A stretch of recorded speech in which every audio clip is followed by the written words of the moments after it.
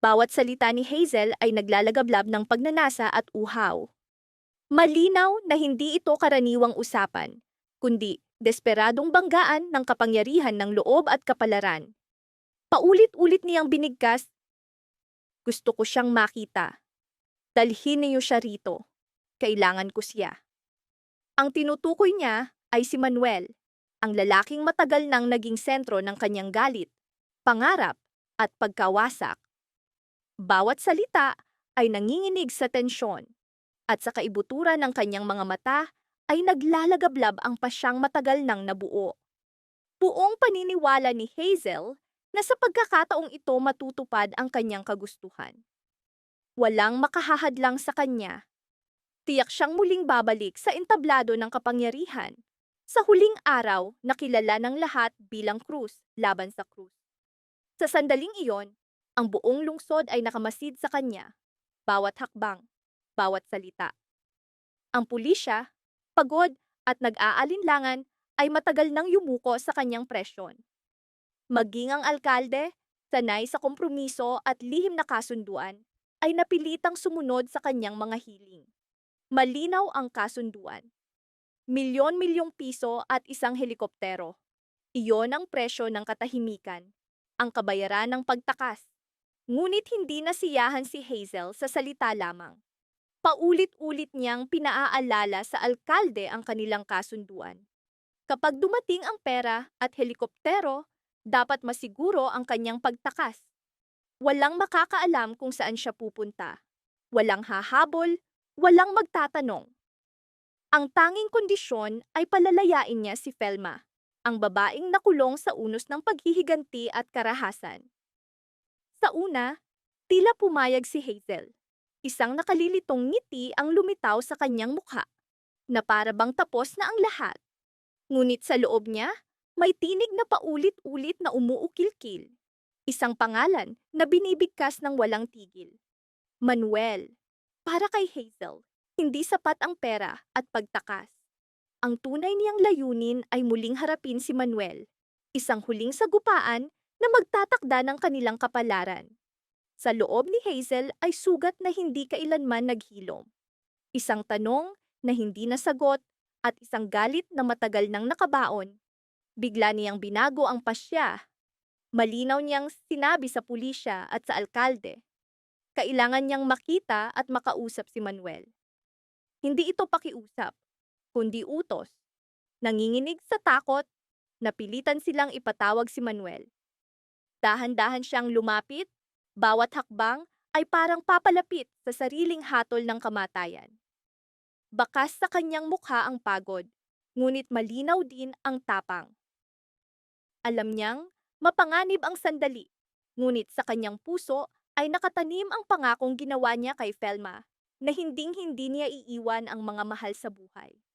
Tanging kamatayan lamang ang makapaghihiwalay sa kanila at handa siyang tanggapin ang kapalarang iyon.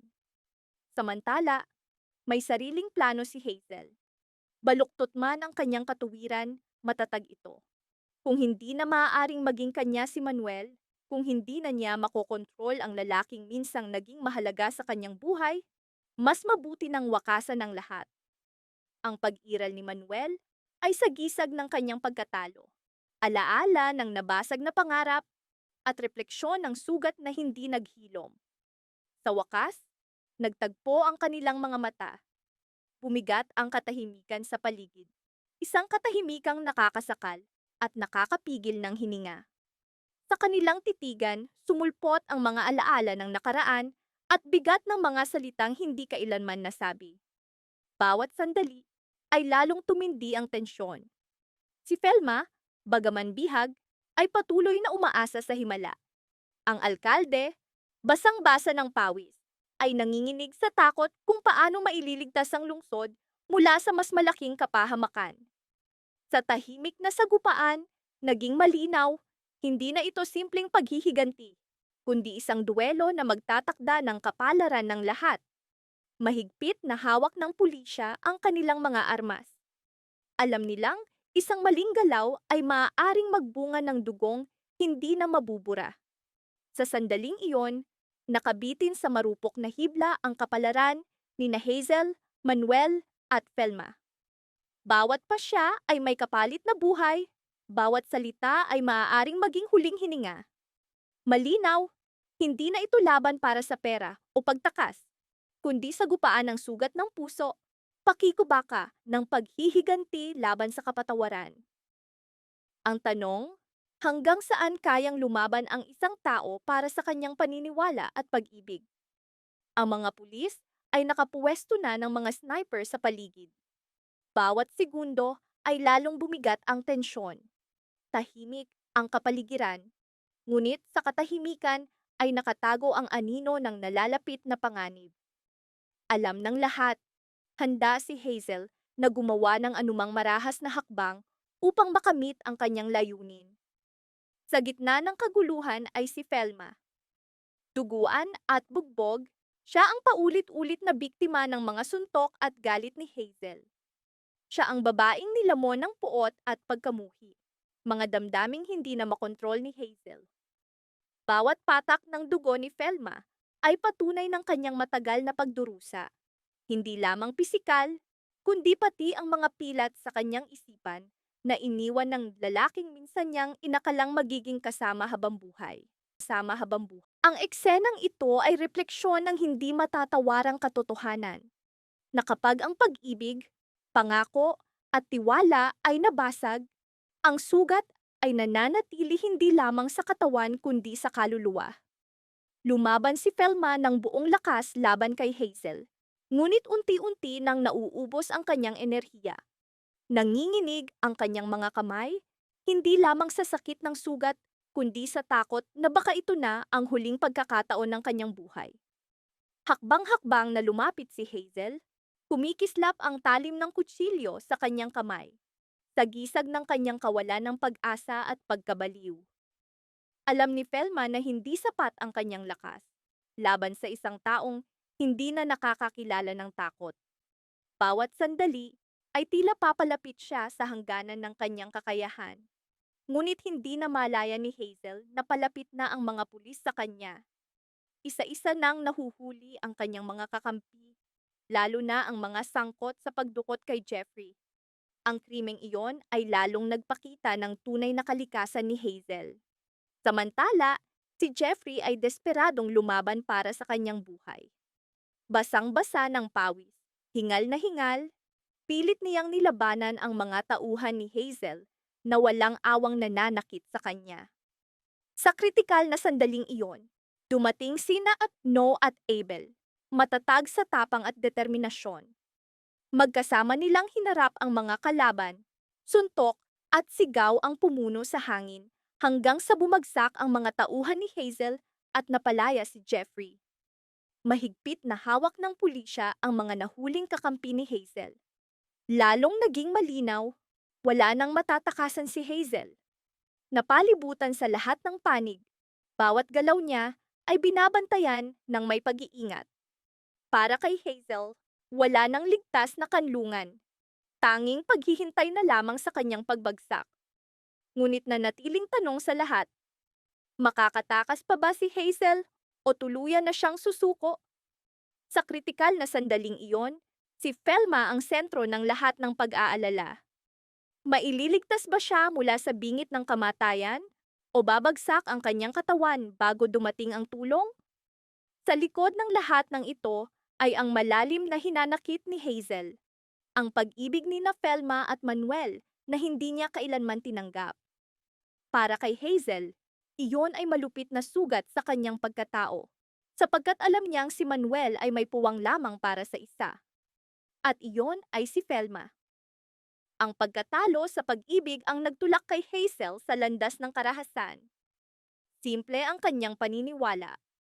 Kung hindi niya makakamtan si Manuel, sisirain niya ang lahat ng nasa paligid. Bawat hinga ay puno ng pait ng selos, sakit ng pagkabigo, at puot na hindi na niya makontrol. Habang papalapit ang huling kabanata ng Cruz laban sa Cruz, lalong tumalim ang tanong, sino ang magsasakripisyo ng buhay? At sino ang mananatiling nakatayo? Sina Felma, Hazel, Jeffrey, No, Abel, Felmat, at Manuel. Lahat ay nakagapos sa kapalarang hinubog ng pag-ibig, puot, at mga pasyang hindi na mababawi. Magpasalamat ka, bulong ni Hazel, ang unang salitang binitiwan habang nakatutok ang matalim na titig kay Velma. Naglalagablab ang kanyang mga mata sa galit at pangungutya, na para bang nais niyang lamunin ang babaeng nasa harap niya. Gusto ko pa sanang makipag-usap sa iyo ng mas matagal, dagdag pa niya. Ngunit malinaw sa kanyang tinig. Kung walang nakialam, matagal na niyang tinapos ang lahat. Sa madilim at makipot na lugar, kung saan bawat patak ng dugo at pawis ay nagpapabigat sa hangin, nagpatuloy ang marahas na sagupaan ni na Velma at Hazel. Ang kanilang laban ay hindi lamang tungkol sa lakas, kundi sa mga sugat ng nakaraan at damdaming hindi matitinag. Isang tunggalian na sa huli ay magtatakda ng kanilang kapalaran. Hindi na ito laban na limitado sa pisikal. Isa itong pagsabog ng matagal ng nakabaong puot at galit. Patuloy na lumaban si Velma. Bagaman halata ang kanyang paghihina, bawat galaw ay nagbubunyag ng sakit ng kanyang mga sugat. Mabigat ang kanyang paghinga, nanginginig ang kanyang mga kamay, ngunit tumanggi siyang sumuko. Si Hazel, sa kabilang banda, ay mas malakas, mas malinaw ang determinasyon. Bawat suntok at tulak ay sinadya niyang ipaalala kay Velma. Sa sandaling ito, nasa kanyang mga kamay ang kapangyarihan. Ang mga sugat ni Velma ay naging napakalalim na hindi na niya kayang tiisin ang matinding pag-atake ni Hazel. Unti-unti, ang laban ay lumilihis pabor kay Hazel. Sa ibang lugar, bumalot ang tensyon at takot. Walang kurap na nakatitig ang mga anak ni Velma sa monitor, kung saan ipinapakita ng mga kamera ng pulisya ang bawat galaw ni Hazel ng live. Para sa kanila, bawat segundo ay tila isang walang katapusang paghihintay. Pinanood nila ang ina na desperadong lumalaban, at bawat bagong sugat ay diretsyong tumatama sa kanilang mga puso. Halinhinan ang takot, galit, at pangamba sa kanilang mga mukha. Wala nang salitang sapat upang ilarawan ang kanilang nararamdaman. Lalong naging malinaw, hindi na kayang lumaban ni Velma. Napakabagsik ng mga suntok ni Hazel na halos maubos na ang kanyang lakas. Sinunggaban ni Hazel ang pagkakataon. Ibinuhos ang mga taon ng kinimkim na puot.